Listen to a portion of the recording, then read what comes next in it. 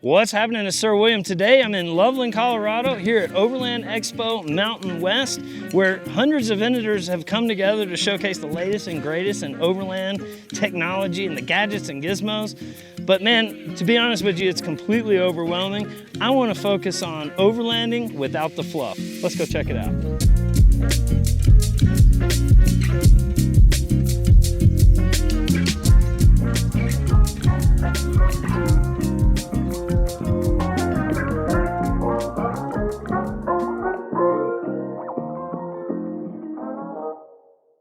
So what is overlanding without the fluff? Well, the opposite of this. This is what I consider to be fluff.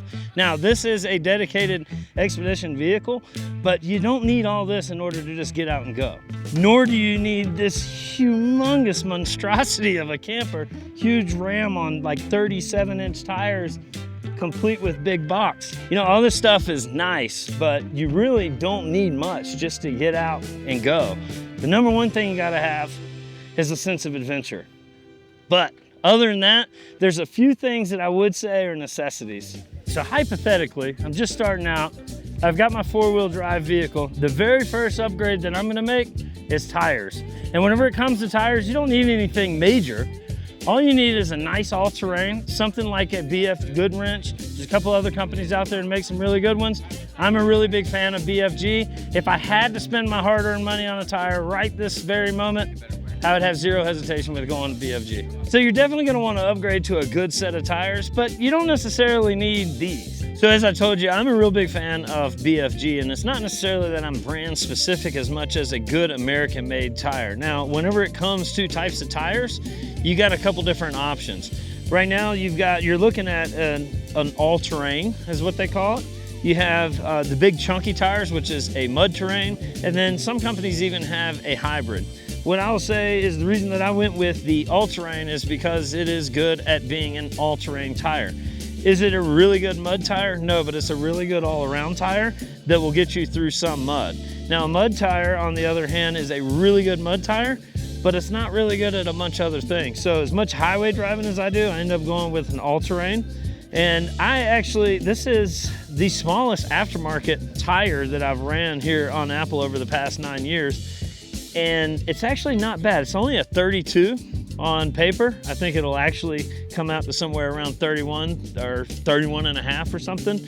But as you can see, it's not a real big tire, and you just don't need, you know, the 37s and the 38s and different things like that if you're gonna be doing any kind of, you know, true overland trail riding or anything like that. Of course, if you wanna go rock crawling and play on some big buggy lines, then the bigger tires help, but you ain't gotta have them. All right, so we got our tires, and the next thing kind of bleeds into the recovery gear, which is a pivotal part of the overlanding setup. So oftentimes you'll find that if you just run the correct pressures in your tires, you probably won't need recovering. And the way that I do that is with just a simple air compressor. Now, you can take this as far as you want, just like everything else. You can get a simple air compressor from Harbor Freight for 40 or 50 bucks, or you can go all the way up to, I think we saw one here for 700 bucks. There is a clear difference between the ones that are out there. For instance, here's one from Thor's Lighting Adventure. So as an important part of the recovery equipment, it's not really for recovery, but oftentimes by using the correct tire pressures, you may find that you don't need to be recovered at all. So I highly recommend that you get yourself some sort of an air compressor. And right here, we're at Thor's Lighting Adventure gear. Yes. Right? And you guys have a pretty trick setup for us. Yes, we do. My name's Elias with Thor's Lighting, and all we do is air management. So we like to make it as easy as possible to get on the trail and off the trail and make sure you have a good time. And so, like you just said, it may not be considered recovery gear, but having the right tire pressure makes it less possible that you're going to get stuck in the first place. And so what we have are multi-tire air systems that allow you to deflate air out of those tires, all four tires at once, and inflate all four tires at once. And so what you guys see here on the table is the central manifold for our 4-tire air system.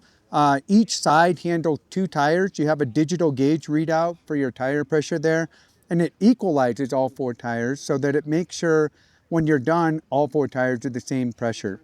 The total control hammer manifold takes all the guesswork out of that. What that does is actually allows you to set your deflation pressure. And once it hits the target deflation pressure, it's going to shut itself off. And even cooler is it also did the same thing with inflation. So as long as your compressor is equipped with the pressure switch, it's going to shut the compressor off for you. We've got the Airbolt 2 right here. We also do air compressors. Our Lightning Bolt compressor series is 10.6 cubic feet per minute of flow rate, meaning it's going to get you back out onto the highway as fast as possible, so you're not sitting around waiting after a long day on the trail. Yeah, well, that's important. So how long would you say that it would go from, say, I don't know, 16 PSI to somewhere around 40 PSI for highway use on a 33-inch tire? That's a great question. So to go from 16 to roughly 40 pounds of pressure is going to take about 5.5 minutes to do all 4 tires at once. That's amazing. It's really good. Because right now, my current system, I have just a standard compressor, and I go from tire to tire, right, as you do, and it's 2 minutes per tire. Yeah. And I've got it figured out it's 2 minutes per tire from 16 to 40. Yep. So that's pretty good. You know, well, 5 minutes for all 4 tires. Yes. Where can they find you at? You can find us here at Overland Expo booth C82 or online, thorslightning.com. Awesome, man. Well, thanks for taking us Thank you, through. brother, for stopping by. Yep. So whenever it comes to recovery gear, the most important thing that you want to remember is you got to have good gear. And I'm a firm believer that you can save money on a bunch of different things, but when it comes to something that may involve risking your life, you don't want to necessarily cheap out on that. A really good option is a high-quality traction board. These will get you out of most situations that you find yourself into as a solo traveler. But if you need a little bit more than this, then Maxtrax has a whole line of recovery gear. Charlie, tell us a little bit about the recovery gear that you got. We have a complete line, soft shackles, hard shackles. Maxtrax believes in a soft system, so we don't have any of those hard things that can become projectiles when you're out off-roading. Kinetic ropes, static ropes, you can make bridles. Obviously, kinetic ropes are going to help you out with your snatch recoveries, they might call it, for stuck vehicles, bogged in sand, mud, snow, things like that. Right on. We offer the carry bags. Of course, we have our Hitch 50, which is the hitch mount for the soft shackles, specifically engineered to be safe for soft shackles with no hard points.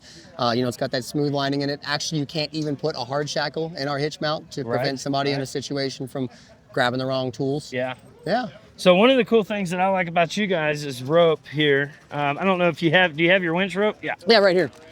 So their winch rope, if you do have a winch, their winch rope is actually fully sheathed, right? Absolutely. So that way it keeps it from, you know, abrasions and different things like that. Yeah, you also have your end of rope indicators. So when you get down to that final drum line, right, you gotta have your pulling power. You want that rope to stay secure on the drum. So the final rope indicator is a fantastic point, and it is a loop on either end. So again, soft compatible, no hook on this. Yeah. So it gives you the ability to run a soft shackle or hook it into any system without having that hard point. And the soft shackle is really nice because it basically eliminates, it doesn't eliminate, but it lessens the danger. Inherently, anytime that you use any kind of rigging to either winch or pull somebody out, you run the risk of breaking something. There's a lot of tension that goes on through this. Absolutely. With the soft shackle, you kind of eliminate some of that risk. It's still risky, but it's still not risky. We just want you to be as safe as possible. And speaking of that, we do actually offer the fuse shackle. So in the instances that you are risking an overload to your system, if you're really pulling down and bogging down a vehicle that's larger or full-size rigs, the fuse shackle is actually engineered to be hooked at the vehicle point and fail on purpose to prevent you from causing damage to yourself or your vehicle or the rest of your rigging. So if your whole system's rigged to pull, and of course you got working load limits and safe load limits that exceed well past what a vehicle could even pull, you kind of, in some situations, if things get sketchy, you might want to say, hey, if something's going to break, I want to know, and I want it to be predictable and safe. So the fuse shackle actually we recommend at the vehicle hitch point, and then that way your system has a known failure point that protects you, your vehicle, and the rest of your gear. Right on. And then one more thing I want to talk absolutely, about. Man. Is this winch widget. So I get asked about this all the time. I've eliminated all metal in my recovery gear.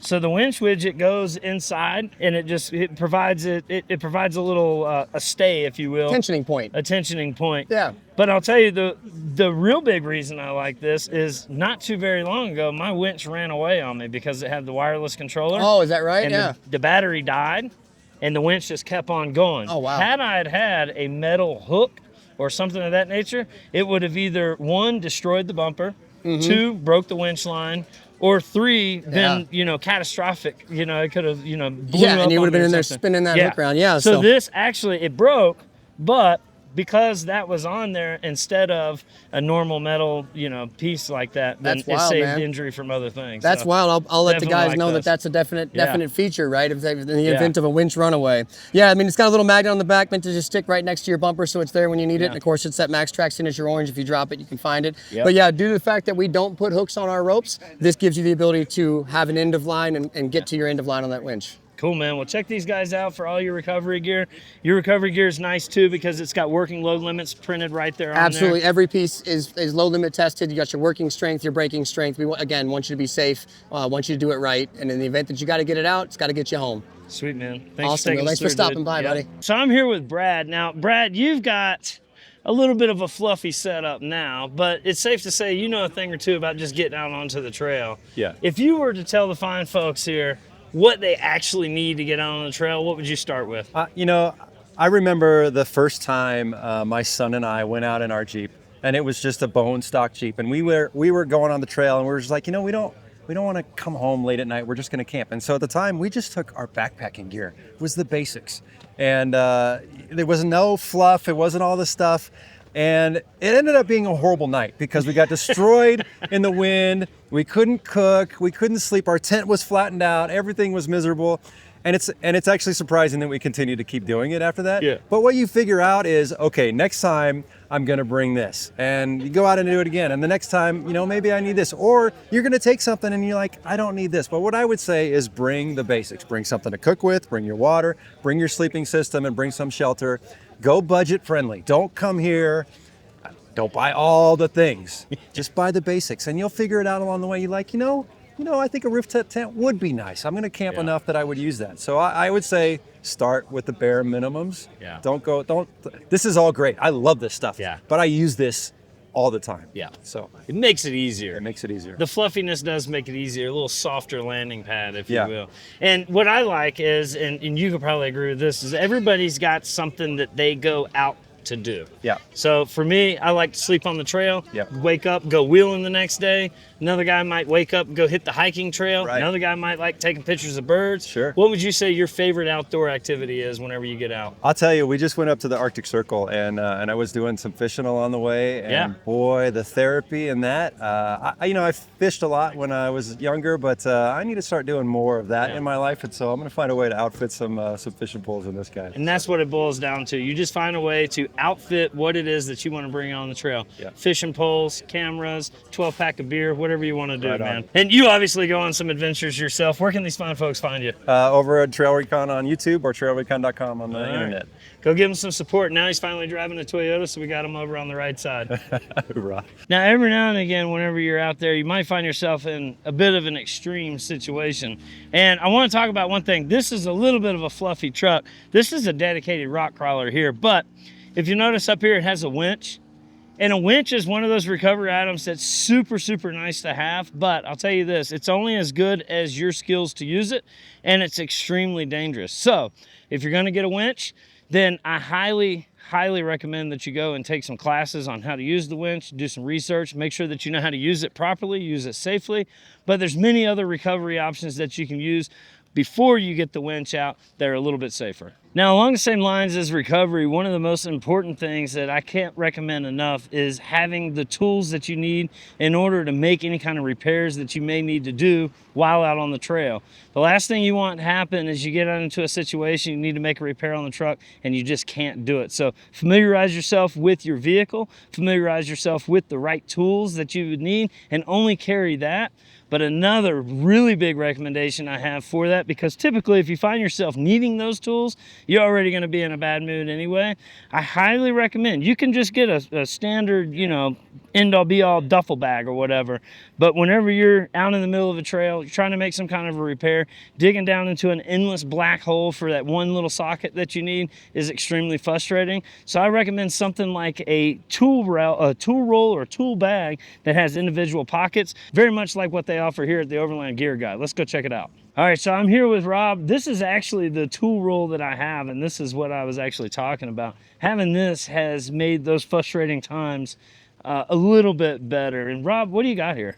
So this particular one, two of the pockets Velcro off like that. The name tags all on Velcro, so you can, you know, if you had screwdrivers in there, you wanted metric in certain ones, you know, or the standards. So there's all that. The inside's bright yellow, so you can find what's in there. I mean, the only thing that's in there is some clippers. But yeah, the nice thing, if you just didn't want to take the whole thing, you just peel that pocket off, and same with that there. But these are good sized pockets and stuff. You can take it like this, put it over your headrest, or just roll it up, and then your typical tool roll. Yeah. So, but you know, we got this in a variety of colors, a couple different styles, but yeah.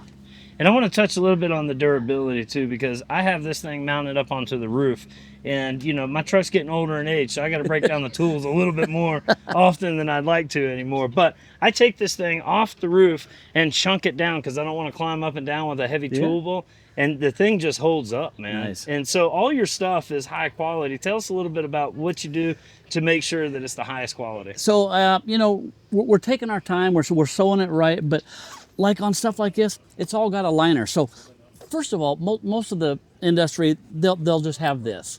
Okay, it's good, but better and best, you know. Yeah. So have the same exact denier of material on the inside, and that Keeps my screwdriver from poking through. Yeah, exactly. Yeah. So it just makes everything more durable, and like, you know, all our stuff, lifetime warranty. So if something comes undone, you know, we'll fix it. If you poke a hole through it with a screwdriver, we can put a patch on there for you, but we'll take care of it. Right on, man. Now, other than tool rolls, obviously you make a whole bunch of other stuff. Oh my What goodness. do you have new out there? Yeah, probably the our Titan packs here. These are they're rigid sides, top, bottom, and each side. They got a divider in here.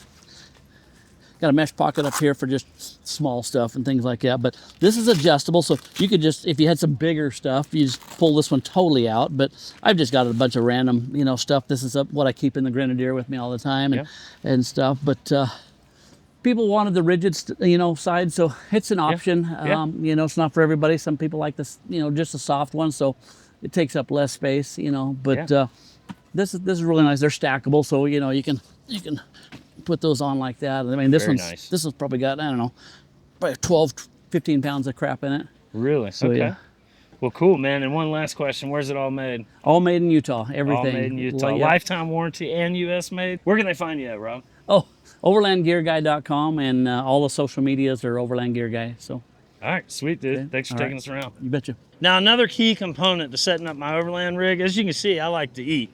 And, well, depending on what kind of food you cook will depend on your cooking situation. But this is actually a really cool cooking situation. Anthony, tell us what you got here, man. This is actually an 8-in-1 grill, so it lets you do a little bit of anything.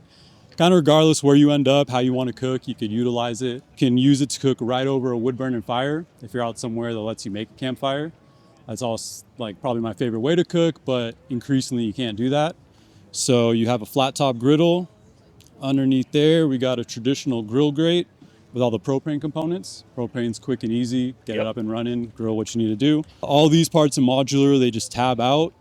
And then a new part we got, I call it the biscuit. Stands for burner shield charcoal tray. All right. In this orientation here, it's our burner shield. Okay. Keeps the burner from getting all rusted out, grease dripping on it. Take it, pop your propane components out. Now it's our charcoal tray. Oh. Drop this in. So it cooks better, but also eliminates the problem of how to get rid of your charcoal. Yeah. Once you're done cooking, pick this up. Just kind of dump it out. Dump it out wherever it's safe to do so. So cooks great with propane or charcoal. You got some time on your hands, you want to do some smoking, take your smoker plate, drop that in. That'll divide the firebox. Yeah. Charcoal, some wood chunks on this side, indirectly smoke everything from here over. Dude, that's awesome. It's cool because most smokers, your heat source or whatever's putting out the smoke is off and away. With this, you got the charcoal right here. So you want to reverse sear a steak, get it almost all the way up to temp on this side, flip it over, give it a nice sear. Nice. Yeah. And it looks like this packs down pretty good too. It does. This lid essentially becomes the carrying case. Okay. So this is the full footprint of the entire unit. Okay. Everything will nest onto the grill grate and you just pack it up and go. And now does this come all as one one situation, or do you have to buy the grill grate separate, or what? Nope. It's We all only together? sell them as complete units. Okay. So you buy one thing and there's no add-ons or extras. That's cool. You get it all. Well, that's really cool, because a lot of times, you know, being full-time on the road, I find that I'm trying to cook stuff on cast iron.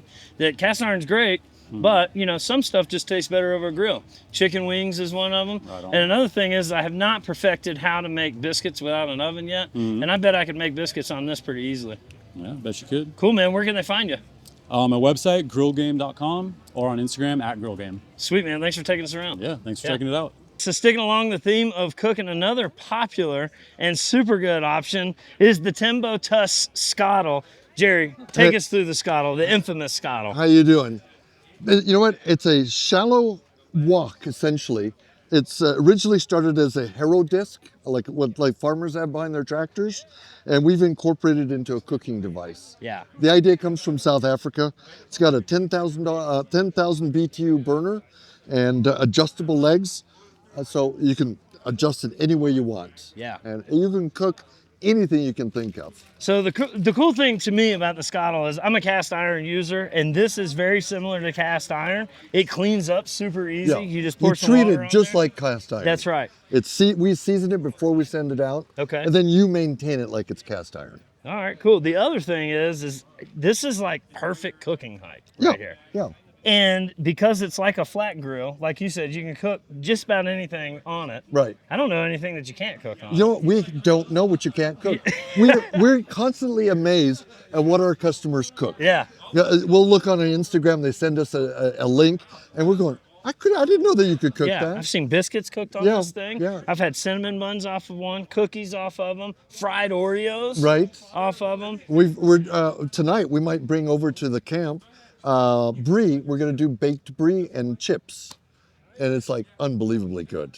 That's awesome. Now, if this is a little bit too big for your setup, you also have We'll bring it a over smaller here. guy. This is our adventure Scuttle. We originally designed it for the adventure bikes. Okay. Because it folds down to, you can see this bag right here. Oh, perfect. It'll fit in your pannier boxes. Okay. And it's good for small vehicles like Forerunners, Yeah. Subarus, or Jeeps, or kayaks. Yeah. And personally, this is what I cook on personally. Yeah. This is actually mine. One person, it's fantastic. Yeah, for one person, it's great. I'm not a cook, so I just need to feed myself. Yeah. And I'll get my fridge with frozen food, put it on there. Takes 5 minutes to defrost, 5 minutes to cook, and I'm done. That's awesome. 10,000 burner or 10,000 BTU burner, and that's pretty standard across the board, no matter what kind of stove you look at. It's a good strong burner. You go from low to medium. You never really need that much power, but it's there. And this is tabletop, and weighs about 3.5 pounds, so it's very light. Awesome. Yeah. And aside from just really cool cooking apparatuses, you have a few other things here. This is one of the only camp tables out there that I know of that is actually counter high, which again is important. I don't know why anybody else is not. Well, everything's so low. Everything's so low. Yeah. This is actually counter high, and it comes with everything and the kitchen sink right here. And we've got the same legs as the Scuttle, so they're adjustable all the way down to 20 inches. Okay. 28, 36. So you can sit around the campfire, put it as low as possible. Now you got a place for your drinks. It's Awesome. perfect. And then you got a fire pit here that you Now, also this do? is a cool fire pit. Okay. It's all slot together. And the key to it is that it fits in this bag. Now, Sick. most of the fire pits are round Huge. or rectangular, Yep. and they're big. They're bulky. This fits here, it'll fit anywhere in the vehicle. It's all stainless steel. And you also get, when the fire's out, you still got flame. So you're good to go. And I love it. Yeah, it'll come with the hoses and gloves, and you even get a little elephant wrench with it. Right on, man. And of course, you got to have a bottle opener. Yeah. Everything's got a bottle opener. And then over here, you got even more goodies for us. Take us over here. I'm really interested in this guy right here. Well, What is this? This is, can you still see me here? Yeah. This is our kitchen slide. Okay. And we designed it for some of the trailers, or it could be in any vehicle. You know, you put the fridge on the back and at least a cleanup surface or prep surface with stainless steel. Yeah. And you can have a sink in it. It's all aluminum, so it doesn't weigh a lot. Right. Okay. And we're slowly transitioning from steel to aluminum right on our slides. You gain about a third less weight. Yeah. So With the aluminum? With the aluminum. And they're pretty heavy. I mean, a fridge is not light. Yeah, so. these are super strong. Super solid. They'll hold up to 500 pounds. Awesome. I mean, you won't put 500 pounds, but they're robust slides. Yeah. So they're not going to fall apart, you know, going off road. Well, I tell you, I want to find the fridge with ice cold 500 pounds worth of beer in it. Hey man, thanks for taking us through. Where can they find you at? They're at TemboTusk.com. All right. So just like, I don't know if you can see it, but TemboTusk.com. TemboTusk.com. Go check them out. These guys are all over. They're all over the country, and they're cooking up good food. And it's all American-made gear. We 100%. Say it again for those in the back. It's American-made gear. Absolutely. So very awesome, good, man. Thanks, Jerry. Thanks, Sir William. Dude, all this talking and drinking, I'm hungry now. I've worked up an appetite. Let's go see what kind of food trucks are here. Dude, they got a full-on donut factory over here. What are you working with right here? I'm working with a donut making machine. It flips the donuts for me. The original design is actually from the 70s. So, you know, it's just something that's been around and it works perfect. Little itty bitty guys. I'm gonna tell you, as a donut connoisseur, I am a fan of fresh donuts. And you're making them fresh right here. Before your very eyes. Yeah, dude. That's pretty cool. So the closest thing I can think of is I'm from the Southeast. We had Krispy Kreme donuts. I am familiar. Yeah, we followed the whole conveyor belt, and that's what you got going on right here. Yeah. That's sick, dude. And what options do you have? Right now, it's just cinnamon sugar or powdered sugar donuts. Okay. But they're both very sweet and they are delicious. Cool. All right, so if you're at Overland Expo and you want a fresh donut, stop by Pearl's Mini Donuts. All right, so if you couldn't tell by my accent, I ain't from around here. So anytime I see anything that says Southern Fried Catfish, I gotta dig in for a try. So there's some kind of sauce here. Let's see what kind of sauce we got. Got a little piece of catfish here, dipping it in the sauce because they wouldn't have gave it to you if that's not the play.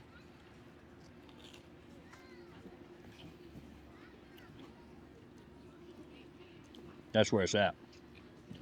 That's some damn good catfish. She said, I know. Southern Soul here at Overland Expo on the food aisle. Come check them out. Now, the only way this could get better, and I'll ask, you guys have gator tail? They don't have any gator tail. All right. All right. Well, we'll settle for the catfish. All right, so whenever you're out on the road, a premium commodity is just a nice flat space to set things. And, well, the guys over here at Tailgater have the tire table. And tell us a little bit about what you got going on here. The table uses the tire as the main support. And what it does is it makes it stable regardless of the ground conditions. You could really be in a pile of rocks and still have a good table. Table also cantilevers. You don't have to use the leg. The leg just makes it rock solid. Okay. And then we've got 3 sizes now in the table, a small, a medium, and a large, and 2 materials, steel and aluminum. Yeah, right on. And aluminum just being insanely light. It's like 5 pounds for the standard table. Okay. And it's just as strong as the steel one, I would suppose? Probably not as strong, yeah, but it's corrosion resistant. Okay. And I mean, what are you going to be doing with the table? Right, It has yeah. to be super duper strong. Absolutely. But the steel will take a better beating for Could sure. you sit on these? Could you stand on these? No sitting, no standing. Okay. They're gonna flip out of your way. Okay. All right. So it's just a table. You want to just a table. Sit down and eat on. Yep. And I see you got some other stuff too. You got a barbecue set. You got something else going on right here. We make windscreens now. That's new this year. Folds up nice and flat, stays together. We did 3 sizes in that. This is a 18-inch. We've got a 24-inch and then a 30-inch. So there's your windscreen, just to try to keep your cooker efficient. Sure. We did a cutting board that sits on the front of the table. Okay. Standard size and large. And then this year we also, a shelf that hangs off of either your door, your windows, or the rack. It'll wrap around the rack and hook to itself. Very cool. So just another surface area.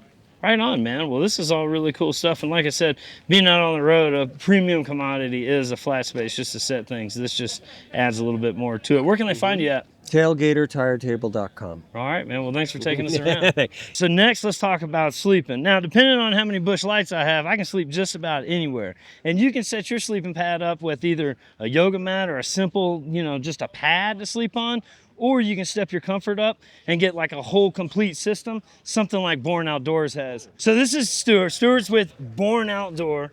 And Born Outdoor, you guys have a complete system.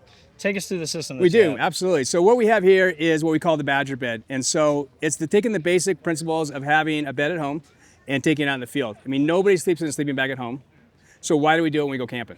Right. Whether you're in a rooftop tent or whatever it is. And so what we've done is taken all that basic principle of mattress, sheets, and quilts and packaged it up in a way so it's rugged enough and durable enough and simple enough to be able to take outside. So what you have here is the Badger bed. And this is the outer shell, which is the Badger bed. Inside here, we've got a Thermarest Mondo King. One of the keys to sleeping well outside is a high R value on the sleeping pad. So the R value is the insulation level for that. So the amount of heat that transfers through that. Your bed at home, you've got a high R value. So you're not getting any cold air coming up from underneath you. So when people aren't sleeping well, whether it's even one of those little, like those Z packs of mattresses, those are super nice because they have a high R value. Right. Right. And so with that high R value, you can take this as an R7 rating. So you're not getting any cold air coming up underneath here. So it's a completely neutral surface. After that, if you get cold at home, what do? You add a second blanket. Right. So what we've done is taken this pad and built a mattress around it. So you got a fitted sheet here, and then we got a top sheet, and then quilts. Okay. And everything you're seeing here, the Badger bed, the mattress, the sheets, the quilts, all that rolls up into here. Nice. And so this packages up nice and tight, weighs in about 16 pounds. And our approach to it is be able to sleep anywhere you are. Right. So if you've got a vehicle, you got a platform in your vehicle, you can sleep directly on your platform. If you want to sleep on a cot, put it on a cot. If you want to sleep it on the ground, you can put it on the ground. Yeah. So if you want to take this thing, just like throw it on the ground and drop it, it's no problem. So these pads are not cheap. They're really high quality. Yep. But you put inside a Badger bed, it makes them literally indestructible. A little bit more durable. Way durable. So what I like about this system is, I sleep in the back of a truck. I can use that. Sometimes I stay at a friend's house and I've got a go-cot, and this can just pop right onto the top of the go-cot. But what I really like about it is this right here, because, I don't have a problem wetting the bed, but I do have a problem with dropping beers and spilling beer all over my bed. So this makes it basically to where I can just clean that off, wipe it down, right? Absolutely. And the other part too is it has a slight DWR finish on it. It also has a two-way stretch, right? Yeah. So if you've had too many of those beers and you're getting a little full in the belly, you get plenty of room in here to stretch out. So It's not restrictive at all. It also adds a little bit of insulation for you, so it's super comfortable. And the key thing here is it's breathable. Yeah. This is not a waterproof top. Okay. So because you can always make something waterproof, but you can't take something waterproof and make it breathable. Okay. So, I mentioned before having a good quality mattress to be able to sleep well. The other part is getting moisture away from your body. Yeah. You get condensation on there and that collects your body. Water, moisture gets sweaty, cold, and then it gets cold. If the temperatures drop, you get cold. Okay. So getting that moisture away is critical to what we do, and that's what this top layer allows you to do. Sick, man. Yeah. The other part to it that we have on it is be able to add a second layer, right? So you've got these quilts, these snaps here that you have, and you can add a second blanket onto this and double it up. So this kit right here you're looking at, we rate it at like 30 degrees, but you can take a second down blanket on here, snap it in here, integrate it in the system, and now you're down to 0 degrees. Wow. And if it's too hot, you can take it all off. You can wash it all. So it's literally like a bed at home. So you can use it like you mentioned before, if you're dirt bagging in someone's floor, do it there, but you've always got clean sheets. That's sick, man. Well, where can they find you at? You can find us at bornoutdoor.com. It's BORN outdoor.com. Sweet. Check these guys out. Thanks for Appreciate taking us it, around, buddy. Thanks, dude. Yeah. All right, so now we got something to sleep on. Let's talk about something to sleep in. Now, this could be real simple. If you've got the Born Outdoor setup, as you saw, you can just throw it down on the ground. If you've got a cot, throw it down on the ground. You can get something like this Seek Outside 8-person TP tent here, or this is really cool if you've got a topper for the back of your truck. Kevin, what do you have here, man? So this is our topper tent. So we offer a wide variety of truck bed tents and accessories. Our main flagship here is our topper tent. It attaches up into a wide variety of compatible toppers. This one here is our Smart Cap. So for this one, we offer kind of a Velcro magnet system that kind of just Velcros around here. And when you're done with it, it just packs up nicely and stores right in the top here. That's pretty sick. So one of the things that I noticed about this automatically is, for whatever reason, they stopped making truck beds, actual truck beds, and they made them 5 foot long. Right. This is extending it out, so I can sleep back here and increase my real estate a little bit more. Huh? Yeah, so that's kind of where this was born. You know, we had a lot of love for sleeping in the back of truck beds. So, but the 5 foot bed, that's easier on trail. Yeah. can't fit there. I'm 5'10", I'm 5'10 and a half, and I can't fit. So this was born to kind of give us that extra bit of room, just so that we can get no more wet socks, you know? Yeah. This is pretty slick too. This is heavy duty material, it feels like. Yeah, so this is a nylon, like large diamond ripstop with a waterproof backing. We've had this out in pretty inclement weather and have had no problem with any kind of seepage or leakage or anything like that.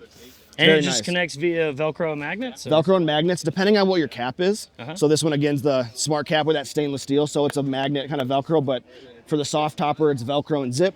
And your standard fiberglass would just be Velcro. That's what I was going to say. So most fiberglass ones like Lears, AREs, different things like that, and it's just Velcro? Just Velcro. All right, so aside from making a really cool topper tent situation, you also make a way for me to lay down in the bed, right? Yeah, yeah. And what is this? So this is our high-density foam mattress, all made here in the USA. Wait. Made where? USA. Where's this made? USA, baby. Everything's made in the Everything's US? made in the USA. Heck yeah, dude. Yeah, we have high-density foam. High-density foam, and it's a tri-fold mattress. So whenever you're looking to travel or, you know, kind of get to camp, it starts out here. Dude, that's a full-on seat. Full-on tri-fold. And that's funny you ask, because we call this couch mode. Yeah. So you're at the ski slopes, chilling with buddies. You can kind of sit in the back there, have a beer, maybe crack a nice cold beer or read a book, whatever you want to do. Sick. That's pretty slick, man. Where can they find you at? You can find us at toppertent.com or follow us on Instagram for any updates and new product releases. Sweet. So if you got a truck with a short bed, you want to sleep in the back of it, give these guys a call. Thanks so much. Dude. Take care. Now, another option for sleeping would be a tent. And, well, I have to admit, this is probably one of my favorite tents out there. Rob, what's going on? Hey, man? how you doing? Doing good. Tell us a little bit about the Gazelle tent. So the Gazelle tent is all about speed and deployment. This one can go from bag to base camp in 90 seconds. It all works on a hub system. The walls pop out, roof pops up. We have a real easy rainfly system to put on. You can use it with or without the rainfly because you've got a screened roof underneath here. So the idea behind the screened roof, it allows air ventilation and flow to come through so you don't get a lot of condensation inside. Keeps it nice and clean.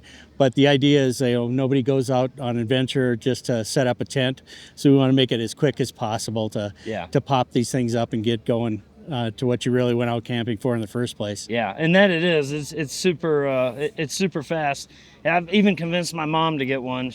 Now she's out tent camping in her Gazelle, so it's super good. And you got a couple different sizes, right? Yeah. This one here is our smallest version. This is the T3. This one here is 58 inches to the top. It's 76 by 82. And then we've got a T4 version, which is our most popular tent. That one there is actually 68 inches, a lot of room to move around freely. And then the footprint is 94 by 94, so you got really a lot of space in that. Now, the one drawback I will say is they don't pack down small because they are fully assembled out of the bag. There's no loose poles to put in, nothing to assemble on your own. It all comes ready to go right out of the bag. So it's as long as it is tall. Yes, basically. yeah. It's all based off of the longest pole in the tent. Yeah. So whatever that longest pole is, that's what your pack size is. Right on. And not only do you offer a sleeping situation in a tent, but one of my favorite products that you offer is just an area to chill out and not get bit by bugs. So you've got gazebos as well. Yeah, we've got a couple new gazebos that we just launched this year. We've got a tandem gazebo, which is basically two roof hubs together. The neat thing about this is it gives you another square foot of space over our G6, which is our popular one. But the pack size is 17 inches shorter. So you're going from a 77-inch pack size down to a 60-inch pack size. And I know space is a concern for a lot of people, so we're working on that, trying to get things consolidated a little bit more, so make it easy for the overlander. So yeah, well, awesome. Where can they find you at? You can go to see us on www.gazelletents.com. We've got our full lineup there. You can see and learn all about it. All the specs are on there. You can see the waterproof ratings. All that stuff is right there. So awesome, man. Yeah. Well, thanks for showing us you around. bet. Thanks a lot. Now, if you're not really into sleeping on the ground, but you still want to be in a tent, another popular option is what I consider to be the penthouse of overlanding right here. And tell us what you got over here. This is roof space, and you got a pretty unique looking tent here. Thank you, man. I appreciate that. Yeah, this is the world's first fusion category rooftop tent. And if you're not familiar with roof space or what a fusion category rooftop tent is, I'll tell you. So basically, we combined the advantages of a hard shell tent with the advantages of a soft shell tent. Soft shell tents are nice because they have a small mounting footprint and they double in size. Soft shell tents are not nice because sometimes they can be quite the pain to set up and tear down. You got buckles, zippers that corrode, the PVC cover that degrades in the sun. So we don't like those aspects of most soft shell tents. We do like hard shells because they're extremely durable. And we like hard shells because traditionally they're very easy to open and close. A disadvantage of hard shells is typically what you see is what you get as far as the sleeping platform. If your tent is this big, it only opens and you still have that much area, so they can take up a lot of space. So what we did is create the world's first completely folding hard shell tent with an all aluminum enclosure and exterior, but it has a soft shell style tent on the inside, which is extremely spacious. Nice. Thank you. And it looks like it allows for some pretty good airflow too, because that's the other thing that I've noticed with a lot of the rooftop tents is they seem to be kind of encapsulated. Yeah. So not only do they not offer roof flow, but I like to get out and actually view what I'm looking at wherever I'm camping. So this has got a nice little front porch type thing. Absolutely. On it. And that's what we call panorama mode right here, which is really nice. So if the weather's nice, you got a nice view, you can zip the front of this bad boy off. And you can sit up there and enjoy the view with a nice frosty beverage or whatever you like to indulge in. Sick, man. Well, where can they find you at? They can find us at roofspace.com or on Instagram at roofspaceamerica. All right, cool. If you're looking for a penthouse in the woods, these are your guys. Absolutely. Appreciate it, man. Appreciate you. So I'm walking around here at Overland Expo, and I came across this sick-looking Ford Raptor. And then I got to talking to Steve here, and I found out they're actually giving this thing away. Tell me what you're doing, Steve. Good to meet you. Yeah, man. Likewise. Nice to meet you. So thanks for coming by. We are doing what is our 7th vehicle fundraiser now for this awesome Ford Raptor that is built out to the nines for overland use, as well as this new brand new concept sportsman trailer. Okay. And it all benefits our nonprofit, A Race Against Blindness. And what exactly is Race Against Blindness? So A Race Against Blindness is a nonprofit I co-founded. I have a son with a rare genetic condition. He is losing his vision and he is expected to go blind by his teenage years. So after we got his diagnosis, we decided to kind of set out and show him the world and give him as many memories as we can. And then we decided to also start the nonprofit to fundraise for a clinical trial that could save his eyesight and all the kids who have his condition. So that's the mission that we've taken on for the last year and a half, and that's what all these fundraisers support. That's awesome, man. Yeah. So you guys are giving away this really cool truck. Yep. You're giving away this really cool trailer. And how do people get in there to win? Yeah, so the prize on this is the Overland Tundra, this expedition trailer. And basically it's really simple. You just go to our website, you make a donation. There's little buttons there that will help you select the number of, how much you want to donate and how many entries you get for it. And then boom, you're entered to win. And then we call the winner live and all that kind of fun stuff. Yeah. And we just gave away a Tundra and Backroads trailer right today. So that one fundraiser ended and the next one's beginning. Yeah. So it's a really exciting process. It's really awesome for us to be able to give back to our supporters and let them share in the memory making process and go out and experience this, because that's really what this is all about for us is, preserving that life full of memories and experiences for kids and all the people who support us. That's really cool, man. Well, get in there to win a sick truck. Do it for a good cause. Go find these guys. What's the website? www.araceagainstblindness.org, and we're on all the usual social media channels. If you just type in A Race Against Blindness on Instagram and Facebook, you'll find us there under that name. Sick, man. Hey, thanks for what you do. Thanks so much for coming out. Yep. Now, when it comes to vehicle mods for overlanding, you really don't need much. A high clearance four-wheel drive is going to get you just about everywhere that you need to go to. Now, if it's an older four-wheel drive, then you're probably going to have to upgrade the suspension, or you're going to have to at least replace what's factory. And right here we have Enoch with Alldogs Offroad. Enoch, tell us a little bit about suspension, because you guys go here at Alldogs, you guys go from mild to wild, right? Oh, absolutely. We start you out at the very beginning where you want to start at for your first adventure out, and we'll take you all the way to long travel and as fast as you want to go. Right on. Okay. So what is the most important thing about suspension, would you say? The most important thing, I think, is understanding your load that's going to be on your vehicle, especially in the overland industry. We like to put a lot of gear inside this vehicle. So if you understand your load, you can understand your needs for your suspension. And from there, you can reach out to someone like us and we can point you toward what would work best for that scenario. And you guys can essentially just build a whole package for somebody. If they call you and say, hey, I've got, you know, a 60-pound bumper on the front of my truck, or, you know, a 70-pound skid plate or whatever it is, or I'm hauling snowboards, or I'm hauling a dirt bike, they can call you guys up. You guys can put them together a package and then ship it out to them, can't you? Exactly. Yeah, we do everything through our website, direct to consumer, super easy, real straightforward. And then when you're going through that process of figuring out what you need, call us up. We'll nail it down exactly what you need to get you out the door. So, and just to kind of like talk about like the basics of it all, like, you know, like you said, adding like a big bumper like this and then putting a winch inside of it, you're gonna need stiffer front coils. But until you do that, I wouldn't make those investments, you know? Stay stock as long as you can.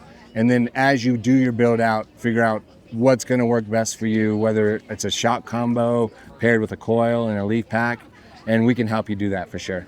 Right on. You guys, I see a lot of Nissans here. You guys are one of the only places in the country that really mess with Nissans. Yeah, yeah, that's definitely our specialty.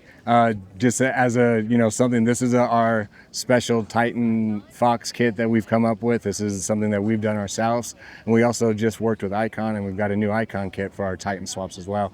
And that falls in the high speed, high end category, you know? And then what we have in the back with the Super Pacific camper on there, that's what I would consider your mild, extended travel style build, which you'll see mostly on your Overland rigs. Right on. And you guys do other things than Nissan. You do Toyotas. Yeah, we dabble in the Toyotas. We like to consider ourselves Nissan and Toyota experts. Okay. And from there, we're expanding. You know, we're breaking into the full-size market, F-150s. You know, see where it takes us. Fill in some niches, see where people need products.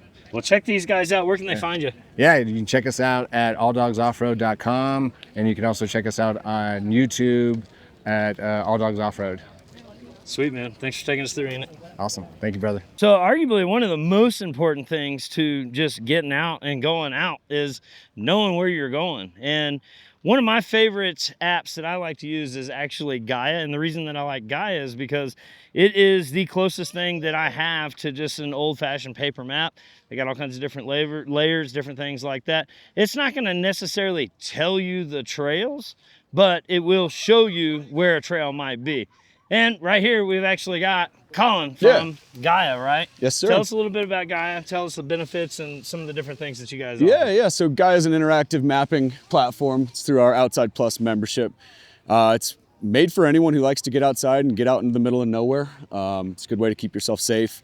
You can download maps beforehand. There's endless levels of layering that you can put on there depending on what your activity is. If you're a skier, if you're a backpacker, if you're an overlander, you can find a good use in Gaia. Yeah, we're out here just showcasing it, talking to people about it, and showing it off a little bit, and yeah. Right on, man. Now, one of the biggest misconceptions out there that I hear a lot of times from the older school guys is, well, I go places where there's no cell phone service. Sure. Can I still use my maps with no cell phone service? Absolutely, yeah. Gaia Premium, no cell phone service needed. You can download your maps beforehand, or you could pull off satellite in the backcountry, but yeah, you don't need cell phone service with Premium. We recommend downloading apps, saving them in folders, keeping yourself organized, and then yeah, everything's available in the backcountry. Right on. And another cool benefit that I really like about you guys' platform is I'm able to go onto a full-size computer, research it, plan it out on the app or on the web page, I guess you would, and then that just directly goes over to my phone. Right? 100%. Yeah, it's through your login. It's not device based, so you log in on your phone, everything you've worked on your computer. That's what I do too. I download it all on my computer. I get in the backcountry, I plug it into my phone or into my Apple CarPlay, and I'm cruising. Ready to roll. Yeah. Well, check these guys out. Where can they find you at? You can find us at Gaia.com, GaiaGPS.com, or Outside Plus, either or. Right on, man. Thanks for showing us Yeah, around. man. Thank you. So when it comes to mapping, now that you've got the map figured out, you know where that you're going to go, you might want to consider how you're going to keep in touch with the people on the outside world. And Garmin actually offers a really cool thing called the Garmin inReach that will allow you to send messages, and it all works via satellite. I'd love to talk to them about it. Unfortunately, they didn't send anybody that wanted to talk on camera to the actual event, so we can't talk to it. But if you do some research, there's some various different things that you can get out there, kind of an SOS signal, if you will, whenever you're out in the backcountry. If you were to need some help, it's a really good feature to have. So we've taken a look at some of the bare necessities, the non-fluffy items, but Let's explore some of the nicer things, the more refined things, the fluff. So on the opposite end of overlanding without the fluff, we have quite a bit of fluff here, sir. Yes, we Introduce yourself. Tell us what you got. My name is Connor, also known as Conhack Offroad on all the internet stuff and whatnot, but this is my 2011 Nissan Xterra with all the fluff. It's got VK swap, so it's a V8 engine in there, Titan swap suspension in the front, so kind of a long travel kind of suspension there. Front and rear lockers, obviously we got the tent and awning and whatnot. And then we did a custom build out on the interior for camp setup and sleeping and that kind of thing. Well, I noticed these super small tires you went with here. Yes. What size are these? These are 38 by 13.5 R17 NATO trail grapplers. A lot of work went into getting these to fit properly. I was gonna say, because what size does an Xterra come with? It's like a 31 or 32 or something like that. 7 inches is a lot of different things. Tires is one of them. So we did some custom work with the pinch seam on the inside to fit that properly. The rear needs some love still. It actually tucks decently well at the top. Just kind of the door needs to be kind of give it a little shaving to kind of remove that rubbing. But for the most part, it drives really well. It's my daily driver. Yeah. So I daily this all over Salt Lake City. Yeah. And actually only made one stop here for gas on the way in. Okay. 500 miles. So that's pretty good. Doesn't do too bad. No, no. What V8 did you go with? The VK56 from a Nissan Titan. Okay. Found that in a junkyard for $700. Wow. And then just kind of dropped it right in. It's crazy. Yeah. The engine mounts are the exact same as they are for the V6 that comes in the Xterra. That's why I'm always jealous of these Xterra guys, because they can just go put a whole Titan on there, whereas the 4Runner, That's basically what it is. If I could put the whole Tundra on there, then I'd be happy. Well, take us through the inside here, because you got a lot of stuff going on back here too, right? In the front, we have some upgrades to the infotainment system. We've got a Stinger High 10 touchscreen thing in there with Apple CarPlay, which makes long road trips and stuff a lot easier instead of having to look at your phone all the time for your maps. Got S-Pod controller on the left side. We got our iPad and GPS receiver up there as well.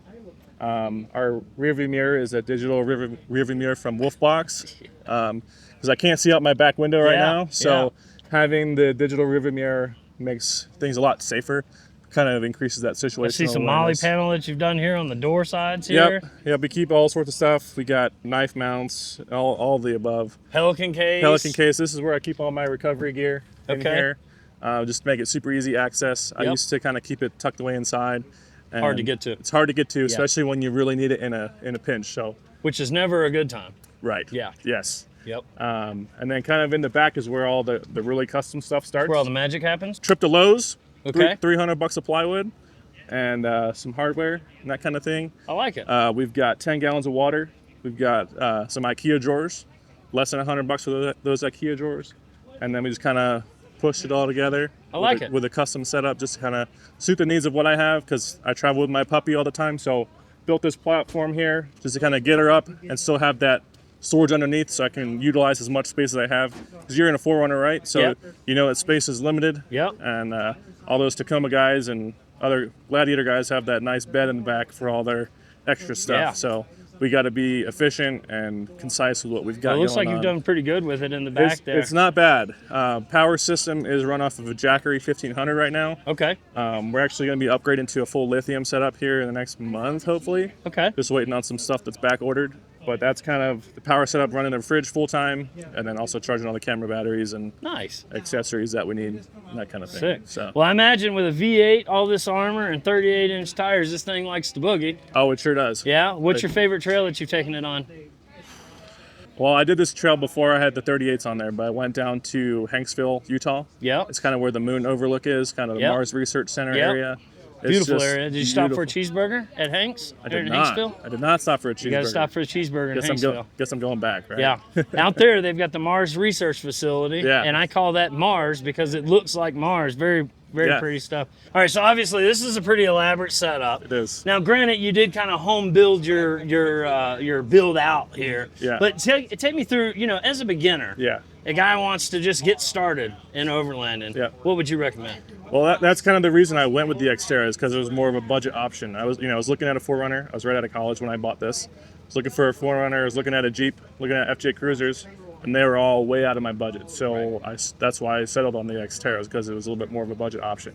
And when I first started, on trips that I went, I would just have everything in some tote bins. Yep. I would take everything out, put it underneath the truck, blow up an air mattress in the back, and that's how I did it. That's it. And it works. You know, it's not the cleanest solution, it's not the most efficient solution, but it gets the job done. I agree. And that worked for me for a year and a half, 2 years before I had enough money to purchase my first rooftop tent. Yeah. And that's kind of when the slippery slope started. Yeah. And since then it's been very fast downhill. Right. But, Yeah. like you see all these rigs out here at Overland Expo and on Instagram and whatnot. You don't need all that. Like, you know, it's nice to have. It makes things more comfortable. It makes it easier. But sometimes about the whole idea of getting out is roughing it and challenging yourself as an explorer, as an outdoorsman, and that kind of thing. And sometimes when you have a more simplistic setup, it kind of really helps you hone those skills and that kind of thing. So that's awesome, man. Well, thanks for taking us through, dude. Yeah, thank you, man. Thanks for stopping by. So like I said, you really don't need much to get out there and go explore except for a sense of adventure. It may be a cooler full of ice cold bush lattes, but let me tell you something. It's not a have to have, Owen, but it's almost a have to have. It's a have to have. Is it a have to have? It's a have to have. If you want cold beer without the ice and no soggy sandwiches, you're going to have to get yourself a fridge. There's no better place to look than Dometic. What's going on, man? Hey, man. How you doing? Yeah, tell us a little bit about what you guys offer here. So, obviously, Dometic is known first most for the refrigerators that people put in the back of their cars. They run off AC or DC, which is house power or car power. But in the vehicle, getting out into the backcountry where you're just not having to rely on ice also takes up a lot of volume. So if you got a really good passive cooler full of ice, half of that volume is ice, half of it's food. Well, why don't you just have all food or just all beverages? And that's what you get with a plug-in refrigerator. What's really nice about these, and I think when people come to Overland events, they think these are Overlanding products only. The truth is domestic use. I mean, take this thing to Safeway, Costco, you put all your food in there, you don't even have to go home quickly. When I say it's a have to have, it's a have to have in life. So. And then we've got sizes that go from the 25 liter all the way up to a 95 dual zone. All of these refrigerators go down to sub-freezing. So you get blocks of ice if you want, or you can have, or just keep the food cold. Guy's going out with his wife and kids for say 3-day weekend camping in the trip or camping in the woods or something. What would you say is the ideal size? How many kids? 2. I would say the bare minimum, you could get away with the CFX 335. 45 is obviously going to be a little better, but with the kid factor, the 55 is going to give you plenty of food. Plus, it also has a built-in ice maker, so it's got little ice cube trays in here. Okay. For volume standpoint, you're going to have plenty. This is what I personally have, and I have 1 kid. But I would say 45 is probably going to be best for most sedans. Okay. And if you've got the space, I would highly recommend the 55 IM. All right. And I noticed this bigger guy over here has got 2 lids on there. Yeah. Is it a fridge and a freezer? It's a fridge and a freezer, so it's 2 zones, 2 lids, and you can set each zone to whatever you want. You can set 2 refrigerator zones, 2 freezer zones, or vice versa. So I can have a beer cooler on one side and just a food cooler on the other. Yep. And what's nice about the dual zone too is from an energy efficiency. If you've got that much volume being cold, you're only exposing half of it at a time while you're opening it up. So it maintains the temperature really well and efficiency. And on the efficiency standpoint, when these things get to temperature, they're only going to be drawing about 1 amp an hour. So we sell batteries. So this is a 40 amp hour battery. So 40 amp hours pulling 1 drops. That battery will last for 40 hours. Wait, you said this only draws 1 amp per hour? Once it gets to temperature, it's going to be drawing about 1 amp an hour. Wow. So if you've got a build and say you got a 100 amp hour battery in your car, this thing without any input to that battery will run this to about 100 hours because it's a 100 amp hour battery. Super efficient. You put a solar panel on it, and then it's almost like endless 1 for power. 1. You got beer from sunshine, cold beer from sunshine. That's awesome, man. You guys obviously make more than just fridges. Yep. But you guys specialize in fridges, or? We got our namesake in fridges, and then but we have just been expanding into camp life. Yeah. So we've now, in the past few years, really embraced the campsite. So making furnitures with tables, chairs, benches, storage systems. We've got a really amazing water storage and dispensing. If you haven't seen that, you should definitely check that out. But yeah, we're trying to do a full camp solution. Got the whole camp set up with Dometic. Yeah, but in a very comfortable, high-end look. Yeah. I've been way out there, and someone looks at me and is like, how did you get all this nice stuff out here? I was like, well, we only make nice stuff. It packs down well, and it unpacks and makes a good camp. That's awesome, man. Where can they find you guys? Right on Dometic.com. Okay. And you can find all of our products and all the information that goes along with it. All right, cool. Check these guys out. No more soggy sandwiches. Ice cold beer all the time. Appreciate you, dude. Absolutely. So now we got our fridge. We got some ice cold beers. We got non-soggy sandwiches. but I'm gonna need a way to power this fridge up. Now, you can do this off just a standard, you know, battery on your car, but it's not gonna last real long. I highly recommend some sort of secondary power system. I'm right over here, I'm talking to Trent. How's it going? With Trident, and you've got some secondary power systems for us. Tell us what you got here. We do, yeah. So this is the Trident Cube line. These run in a couple different sizes. If you want to keep a fridge powered, you're really going to want to look at 2 different options with us. I'd recommend if you're looking at like having solar attached into it, where we're constantly going to be recharging it, the 1000 watt is a great option. This is 288 amp hours. They're all lithium iron phosphate based batteries. You can keep fridge charged as well as have a couple additional plugs. They also have USB-C fast charging. So we have USB-C, USB, and then they all come with a with a 15 watt wireless charging on top. There's 3 different ways to charge these. So we can connect them in through solar via the Anderson port, and that'll connect in straight to pretty much any solar panel that you do have. And then we can also connect them by wall, and you'll get a quick recharge. And on the 1000 watt, you're looking at about an hour and a half charge to get full capacity out of them. Right on. And you said, how many amp hours is this? This is 288 amp hours. Okay, so at 1 amp per hour on a Dometic fridge that we just looked at, you could technically run this for somewhere around 200 hours. However, you charge it up, you got some solar panels here. We do, yeah. So we have these are our portable, foldable solar panels. So these are all IP65 waterproof, so you're fine leaving them outdoors. They do have little O-rings here. You can stake them straight into the ground and get the best optimal sunlight. People prefer the foldable portable stuff just because if you're gonna be parked in the shade or whatnot, or depending on weather, you can easily fold this up. Yeah, and we have these in both 100 watt and 200 watt.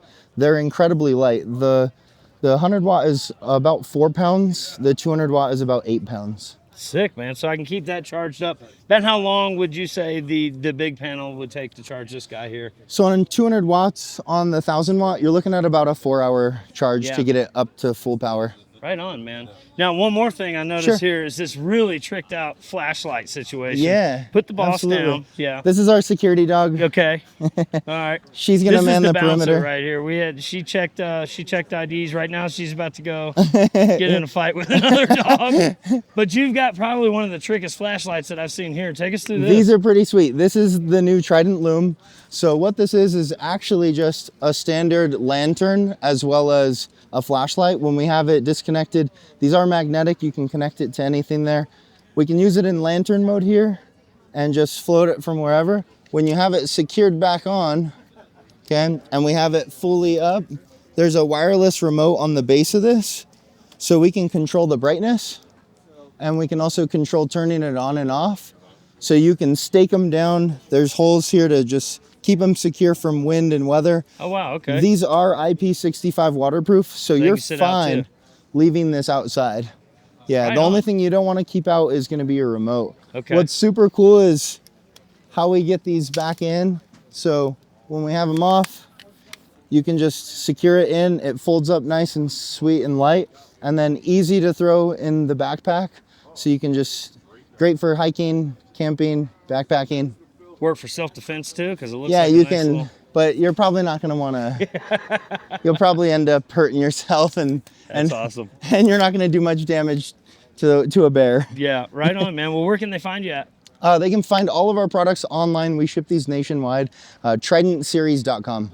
Awesome, man. Well, if you wanted to power up your fridge, fight off a bear with a flashlight, wherever you want to do, these guys got you. Right on. Thanks, man. So another option, aside from the portable battery solution, is a built-in battery solution. And for that, I'm here at REDARC, and I want to show you guys this. This is going from mild to wild. This is a full-on powerhouse right here. Man, what do you got going on in here? Oh, I'm glad you asked. Hey, I'm Jason Groom, North American Sales Director over at REDARC. And what you see here would be the ultimate off-grid build. So what we're doing at REDARC is over 48 years in Australia, making products so that you don't have to think about your electronics off-grid. We're gonna power your fridge, we're gonna power your lights, your inverter, keep you off-grid for days on end with solar, DC to DC charger, or when you get that rare chance, we also have some shore power available. So what this would be every man's dream for their overland vehicle. I have a 100 amp DC to DC charger in here. We call this our Alpha, our Manager Alpha 100. It will pump out 100 amps from the vehicle while you're driving. It can take up to 100 amps of solar power and also has shore power availability. What we're powering with that is our Alpha 150 batteries. So we have 3 150 amp hour lithium batteries that we call our Alpha 150s. So we have 450 amp hours of batteries in this bad boy. They're self-heating so that if we happen to be out in Montana or any cold climate in the winter, the heater will kick on, so these batteries are always functioning. To help me run things like this nice cool air conditioning that I'm sitting underneath, or the microwave or the cooktop in this, might be a little bit more than what you're doing in your Overland vehicle, but a lot of you are doing that. We have our 3,000 watt pure sine inverter. So you're tying all this together, you're able to stay off grid pretty much indefinitely. Well, this is certainly a little bit over the top. Now, well, we're budget minded. If you let's go back to the budget table a little bit. We could power our fridge for, you said 450 amp hours. So we could power our fridge for close to 450 hours, basically, if it's 1 amp per hour. So we can get away from something that might be along the lines of a $12,000 system. We can get you below $1,000. How's that? Okay. So, well, not including the battery, because that is a high-performance battery. Yeah. It's designed to charge at up to 130 amp hours an hour. Might be overkill for somebody. Yeah. Oh. So one of the best things, like a system that people would do, and I can even show it up here while we're looking. This would be what the majority of overlanders are doing. This would be a DC to DC charger that powers at 25, 40, or 50 amps while the vehicle is running. It also has an MPPT, maximum power point tracking solar controller built into it. So you don't have to do something separate. You're not piecemealing doing a DC to DC charger and the solar controller separate. They're both in one unit. Okay. Super simple hookup. You're hooking a wire to the start battery. You're hooking a wire over to your auxiliary battery or batteries. And when you're driving, it's going to charge. It's going to isolate that start battery, have solar on top. It's going to take what we call green priority. It'll take whatever watts or amps from solar before it takes it from your engine while you're driving, all in one little piece that starts at about $440. Sweet. So ideally, and you can correct me if I'm wrong, I got a solar panel. The solar panel is going to charge my battery that I also have. So I've got the battery, I've got the solar panel. This will allow the solar panel to charge it or the truck to charge it. Correct. But now I'm going to need to see how much juice do I have in my battery. Well, you're going to need one of our battery sensors. Yeah, because that's a great point, because you know what? Unless you're driving an old motorcycle that didn't have a fuel gauge on it, you'd have to push the thing. I've had many years experience of that, and with dirt bikes, you want to have a fuel gauge for your car or vehicle, you want to have a fuel gauge for your electrical system. So that would be the smart battery monitor. So smart battery monitor, what this is going to do is this is going to allow you basically your fuel gauge. You're going to see how many amps are going in and out of your power system, your auxiliary system. You're going to see what percent battery level you have, how many hours you have before you have to start thinking about something, or how many days you have before you have to start thinking about what your power is doing. And it'll also do the same thing for charging. How many hours until you're fully charged, or how many days, depending on what your situation is. All your negatives and grounds, they just go to one side, and then one cable goes to the negative of the battery, and everything's read on your phone. Or if you have one of our systems, it'll be read on the Red Vision system that you can find inside the REDARC van right there. So this is basically just a simple fuel gauge. But if I want to get into the woods and I want to know every little detail about it, you guys offer something for that? That's pretty much what this is doing. I'd love to, if we can, I'll show you gentlemen how this actually looks in the wild. So that system we were just looking at, this is what it would look like in the wild when it's running with one of our systems. As you see here, I have 35% battery left. I have 3 hours left before I have to start thinking about some kind of charging. Right now I'm getting solar power because the green light right there is on the sun. It's not on the vehicle and it's not plugged in. And I've been running the air conditioner for a while, so obviously that's causing a lot of differences in what I have going on in power. And then if I look on another screen, here's my charger. Oh, sorry, I'm hitting switches here. Here's my charger. I'm getting 10 amps of solar coming in from the roof right now. and my air conditioning's on, so I have quite a bit of load. I've got almost 50 amps going out to loads. That means it's a negative of 34 coming out of the battery bank, and that's why we're seeing that percentage rate going down so quickly.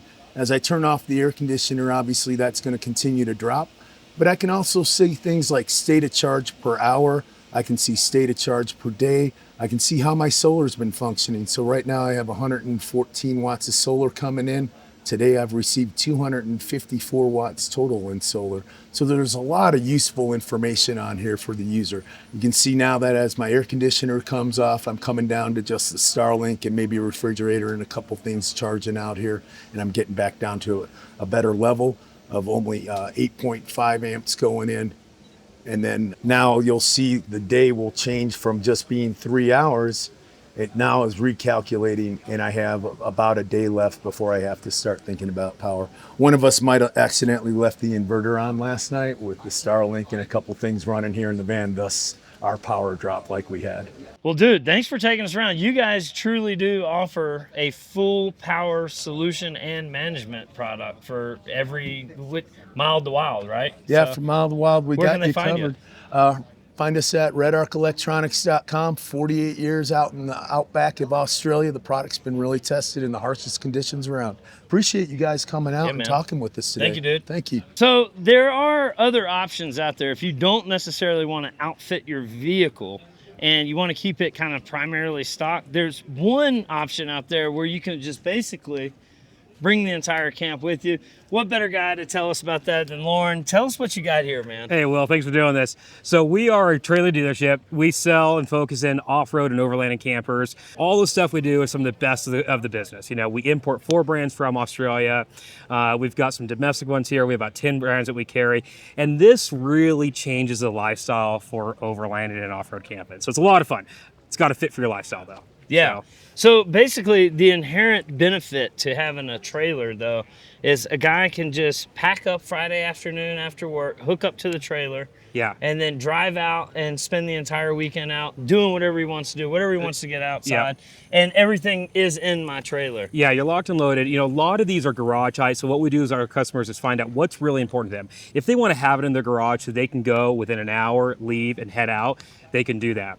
The trailers are set up, especially stuff that we have, they're set up to really handle any terrain. So if your Jeep can get there, your Toyota, your 4Runner can get there, these can typically do it. Certainly it's a little bit longer, you have a little longer wheelbase, turning radius, things like that, but the capability is there. Then when you set up, you have a base camp. You know, you set up once, get the awnings out, you're ready to go. If you want to detach, go wheel, go on the hunt, go fishing, come back, everything's ready to go. It's nice, you know. Yeah. Also for longer trips, you can carry more water. These have up to 50, 60 gallons of water sometimes. Lots of solar, lots of lithium, huge kitchens, a lot of storage, you know, bunk beds, family setups. So you have a lot of versatility if you do your research and find the right setup for the family. Right on, man. Yeah, so it's everything I need all in one package there. And I tell you, there's no better tent than a hard-sided trailer, right? Right, yeah. Where can they find you guys at and see what you got? Yeah, so we have 2 locations, one in Knoxville, Tennessee, the other in Las Vegas, Nevada. It's xgridcampers.com.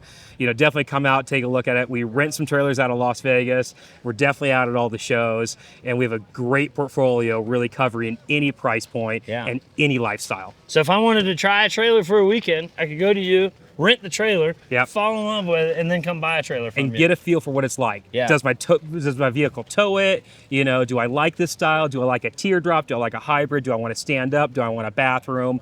All those little things that make a difference and choosing a trailer the first time will help you through that process. Awesome, man. Well, thanks for taking us through. Go Thanks, check these guys out. So just like everything else, trailers can go from mild to wild. And right here, I'm with Ryan over at Rustic Mountain. This is a non-imported, kind of a simpler version of a trailer. What's going on, dude? Yeah, what's up, dude? Good to see you. Good seeing you. So our whole concept is build quality over quantity. Just something that is super simple, that's a blank canvas for you to customize how you want, but something that is rock solid and super simple. Timbren, axle-less suspension, all steel, American made, assembled in Alabama by a group of rednecks. Open front tongue box so that you can put a Yeti cooler or any of that dry storage on the front. And then the whole chamber is just wide open for you to be able to subdivide, subfloor, do whatever you want with your gear storage and customization. We also, because we're just using a flat top, integrate everyone's truck rack ecosystem. The important thing there is you can mimic whatever you have on your own truck so that those same ecosystem of accessories will translate from the truck to the trailer. That's key, man. Just so simple. yeah, if I got a Rhino rack set up on my truck, I can put a Rhino rack set up on this, or if I've got a truck set up, then I can do a truck setup. So everything works cohesively. Simple. And you guys also make something that hauls motorcycles and different things like that, Yeah, right? we've got the Anzac Moto Hauler. We collaborated with GFC just again to build another simple, made in the U.S. product that solves a complex issue for a lot of us out on the range. Yeah. Well, the one thing that I really like about the Rustic Mountain for me is because inevitably I like to go off-roading a lot. And this reminds me of like just an old bike you run up into somebody's yard and throw it down on the ground, pick it up, and just keep on riding again. If this thing tips over on the trail or something like that, I feel like we could just put it back over on its feet and we're ready to roll again. Yeah, he who will not be named has done that on the interstate a few times, and the guys just flipped it back over and that thing's still on the road. So no, it's built like a tank. It's modeled after the 416 military trailer, and those things are really designed to just be tanks. And so we changed a few dimensions. We lightened the load a little bit to make it fit our needs. But yeah, man, you can flip it and just keep on going. Sick, man. And where can they see all the options? RusticMountainoverland.com. Awesome, dude. Check Thanks it for out. taking us around. Yeah, dude. So we've talked about multiple different ways that you can get out and go sleep in the woods, right? We've talked about trailers. We've talked about outfitting your rig. But I think one of the coolest ways is something similar to this. What do we have here, man? What's up, Will? How's it going? What's up, dude? Jags. So we're here with Pack Out Booth. I'm going to show you something very unique for a pop-up wedge camper. So I think we'll start with the passenger side. Okay. So in passenger side, when we find ourselves arriving late at camp, we always like on an even ground. Yep. So we have this really cool accessories on the side. There's only Pack Out has. So we have our Maxtrax table here. So the cool thing with this is try to level your vehicle when you arrive at camp. You can remove your Maxtrax, shove in a tire, level your vehicle. At the same time, it becomes stable. Nice. So I have all the kitchen right here. So you don't have to open your tailgate. Everything's here. Yeah. I have my fridge in the back seat. I can grab everything that I need. I have all my cooking equipment right here, and I cook here real quick. So it's a really neat feature of our camper. And still be able to close. You ready to sleep? Just hop in the camper. And when we hop in this thing, it looks like I've got plenty enough room to stand up and maneuver around inside, stay out of the weather. Absolutely. So cool thing with this setup, even I'm fully like equipped, you can see there's nothing inside. Yeah. Because everything is organized well with our kitchen cabinet and our small little garage right there. Okay. And inside, you don't have to move anything. Okay. When you're ready to sleep, all you have to do is pull down the bed panel, all your mattress in there, blanket, pillow, and still be able to close the camper. So that's a very neat feature of our bedding system. Right Want to go up in? Sure. Yep. Yeah. So going in here, as you can see, two people. Two people, tight space. Tight space. But we can work it. Yep. When the bed is up, you actually have storage in here. Okay. So you have your blanket here. You can leave all your pillows here. Right all on. Little toiletry. So on this design of this bed platform, when you put your bed, you don't lose space. You actually have more space. Yeah. So that's a really neat feature of having a wedge. And our bed is a 2-panel system. So you also have this little guy right here. Ah, okay. So you can put the steps. So I can climb up. And Yep. then, I gotcha. So you can put a stool right here, put your laptop, your coffee, open 3 windows, enjoy the view. Nice. And you have the awning shade outside also. So let's check out front porch area. Yep, front porch area. Yeah. So this is not necessarily a slide in. This is just a topper? Yeah, it's just a topper. So you just put it onto the back of the truck here, and you can outfit it however you want to. Yep. And the cool thing with this design is all of our accessories are no drill required. Okay. So you can reconfigure your camper however you want it and Yeah. what type of adventure you're out. Put all kinds of stuff hanging off the sides. So it can be start with a very simple camper, and throughout the progression of your build, you can just like slowly add stuff that you need. Because there's no really perfect camper for everyone. That's right. Everyone's adventure is different. That's right. So that's the goal of this camper. Awesome, dude. Well, where can they find you at? You check us out, www.packoutcampers.com. and packout_USA for Instagram. Sweet, dude. Thanks for taking us around, man. Yeah, I like absolutely. your stuff. All right, so the toppers are cool. One of the cool things about the toppers is you can kind of build them out however you want. But if you don't want to mess with building them out, they actually have, in my opinion, the ultimate overlanding setup, which is just a slide-in camper. So we're taking a look here. This is a Scout. What's going on, Josh? How's it going? Well, Josh, tell us a little bit about this new Scout camper that you guys have. so this is the new Scout Yoho pop-up. This is the first one in a long line. They're going to be releasing this for all of their models. So the smallest one up to the biggest one that they have. But this is the first prototype of it, and this is essentially just making it the lower profile, having that pop-up, but it's still all the same quality that Scout's known for since they started. Right on. So this is basically an all-in-one solution. You just put this in the back of your truck, and now you can go out and you can camp anywhere and everywhere you want to go, right? Absolutely. Yep. Super easy to load this in. Jacks insert into these corners, lift it up, back the truck in. There are 4 tie-downs on each side. I myself can do it in about 30 minutes. Put the whole camper in? Oh yeah. Really? Yep. How much does something like this weigh? Base weight on this is about 950 pounds. Okay. And then they go up from there depending on some of the options that you add. It can get around 1,100 pounds. So still really lightweight for a mid-sized truck. Fully contained systems, got all your water and everything that you need like that? Yep, so Scout is definitely kind of the backpacker style camper. They're keeping everything very simple. It's gonna have a 5-gallon jerry can for the water, so you don't have any water lines or systems in there that can break or freeze in the winter, keeping it really easy. They've got the diesel heater option for those cold weather nights. And then you've got the ability for sleeping, lights. They do a 3000 Goal Zero Yeti inside for the power. But they will have some new power options coming out here in 2025. Right on. And this is a pop-up style, and this is more of like your fixed style right here, right? Correct. Yep. Okay, and this kind of all the same kind of construction, everything like that? Yes, so walls are exactly the same between them. They're still using the composite material with the aluminum exoskeleton. Biggest difference is just that pop-up to the hard side. This one, you can still 4-season camp in it, but you're definitely gonna stay a little bit warmer in a hard side like this. Right on. And there's inherent benefits to both of them. This one is obviously, it's more stout, and like you said, it's gonna be a little bit warmer in the winter time.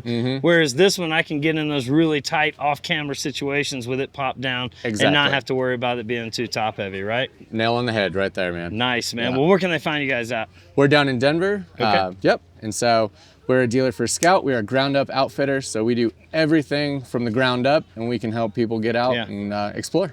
Yeah, so you don't make the Scout camper. We do not. You guys just outfit the entire rig, right? Exactly. All right, so tell us a little bit about what you guys do then. Yeah, so like I said, we're a ground up outfitter down in Denver. So we help our customers figure out exactly what their needs are with suspension, bumpers, winches, armor, where they want to go, the type of amenities they want to have, and just help them to get out into the wilderness. Nice, man. So I bought my truck, I'm ready to get it outfitted. I go see Juniper Overland. Absolutely. Thanks, dude. Appreciate you. So we talked about overlanding without the fluff, and we talked about overlanding with the fluff. But I'm going to tell you, somebody that I know personally knows all about overlanding without the fluff is Miss Patty. Miss Patty, you are probably one of the most badass adventurers I've ever met. Tell us a little bit about what you got going on here. This is a 1966 CJ5 Jeep. The goal was to take her entirely around the world on land, except for the South Atlantic on a north-south course. We achieved that. We got a Guinness Book of Record for the first all-land crossing of the Darien Gap. She's basic. She's got no fluff whatsoever, that's for sure. Now, this was done back in 84, 85, 86, the Darien Gap. The rest of the world we finished in 89. So you didn't have the internet. I keep saying, well, maybe they had the fancy chairs and fancy stuff, but there's no internet to find out if they had it. Yeah, who knows? So yeah, we did as we could, and we bought what we could and made what we couldn't, and that was it.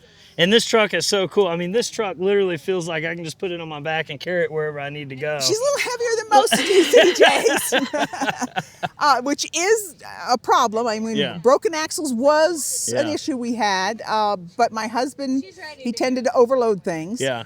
He had to cut the roof off and raise it 4 inches just so he could see out the windshield. Yeah. He was 6'4", so yeah, he couldn't see out unless he took the roof off and raised it. So that's why it looks a little different than a lot of CJs. We could sleep inside if need be, not comfortably, and hopefully it was so cold it was much more comfortable. The rack comes off, makes a table bed on the other side. That was it. We didn't have chairs. Nothing.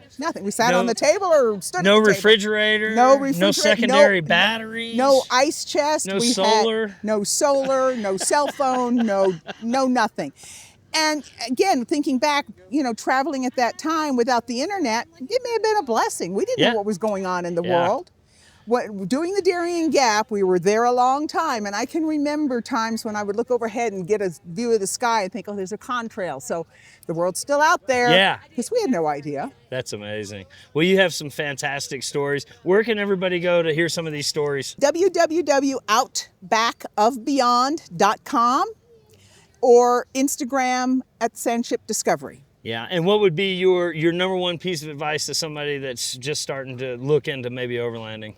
Find your priority, find your goal, set your goal, and then work towards it. That's all you have to do. Whether you want to go with everything or go with virtually nothing, just go. Whatever it is you want to do, you figure out where you belong in the scheme of things. Get it in your heart, get it in your head, you're ready to go. Thanks very much for talking to us. Thank you so much, Sir William. Go check her out. Well, we've seen everything from the bare necessities to all the stuff in Fluff, mild to wild. They've got it all here, and we've only barely covered a little bit. If you want to see the full video with well over 100 vendors, be sure to check out that video on the same exact channel and leave a comment down below. Whenever you get outside, what's your favorite thing to do? I appreciate you guys watching. Appreciate you guys coming out to Overland Expo. There's a giveaway coming on right now, so I'm going to go try to win some free stuff. You guys, till next time, keep hanging in there like a hair on a biscuit, and remember, you can be happy if you've a mind to. Peace, y'all.